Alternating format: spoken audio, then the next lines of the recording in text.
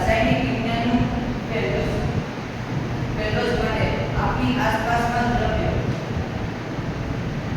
આપણી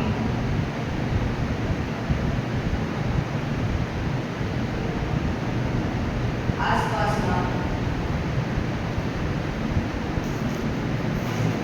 દ્રવ્ય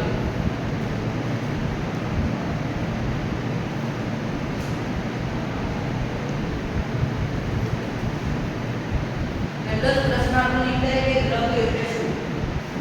દ્રવ્ય એટલે જે કોઈ બી વસ્તુ દળ ધરાવે એટલે વજન ધરાવે અને બીજી જગ્યા રોકીને દ્રવ્ય કહેવાય. ઉદાહરણ તરીકે આપણે પાટીઓ, ખુરશી, પંખો, ટીકાઈ આ કોઈ બી વસ્તુ આપણે મૂકીએ આપણે પોતે જ દ્રવ્ય આપણે જેમ કોઈ બાજુ આપણે જગ્યા રોકીને આપણો વજન હશે તો દ્રવ્ય કહેવાય.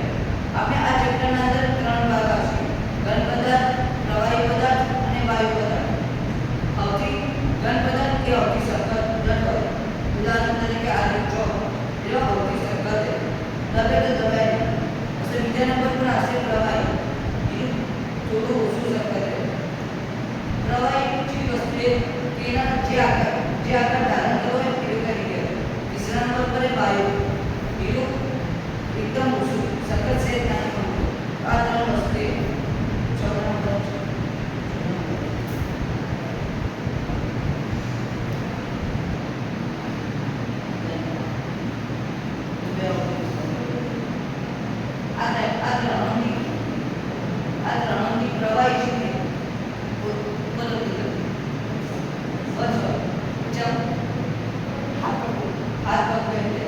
થોડી મજબૂત રહે એટલા માટે એવું પ્રવાહી બસ આ ત્રણથી ઘન પદાર્થ છે.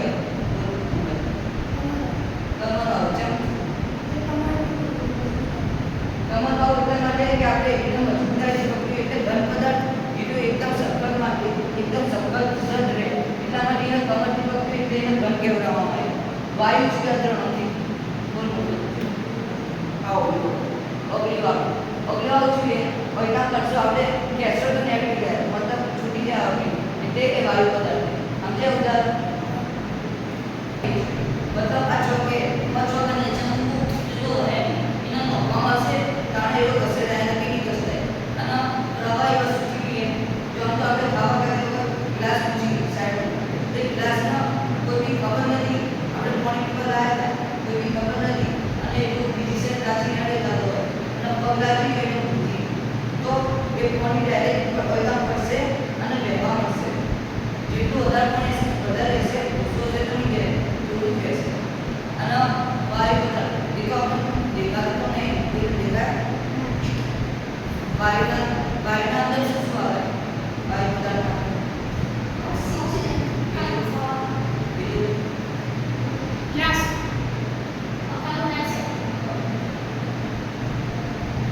તો આ 3 ટોપિક આપણે ભણવાને. બીજું ઉદાહરણ એ હતું કે કોઈ પણ વસ્તુ એ જોવા તો કે સફળ કોઈ પણ ઉદાહરણ કે દ્રવ્ય તો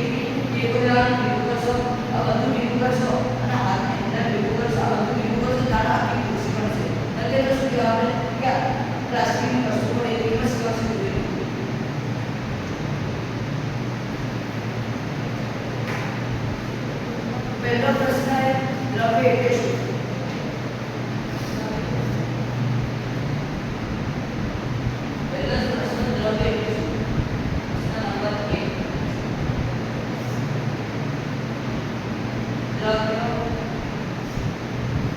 એટલે શું? હાલનું સમજાયું મને ખબર છે દ્રવ્ય એટલે શું? દ્રવ્ય એવી વસ્તુ છે કે જે દળ ધરાવે છે, વજન ધરાવે અને જગ્યા ધરાવે. આખા બ્રહ્માંડમાં જે જગ્યા ધરાવે અને જે વજન ધરાવે એને વિજ્ઞાનની દ્રવ્ય નામ આપે છે. ઉદાહરણ તરીકે બોલો સુરેખા. ખુરશી, પંખો, ટીપાઈ,